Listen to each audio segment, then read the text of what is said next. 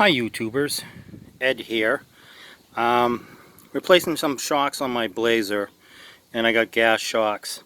And I don't know if it's because their companies are just getting cheap, but they basically ship the shocks with no straps on them so that the shock is compressed.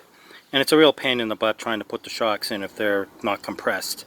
So what I figured I'd try doing is I'm using my wood clamp, and it's an adjustable wood clamp. And if you see, I have a little black mark right there on how far down I want to have this pushed so that I can get my shock in there and then release it. I'm using just some regular aluminum wire, and I'm just going to tie it off at the top, and once I get it in place I'm just going to snip it and pull it out.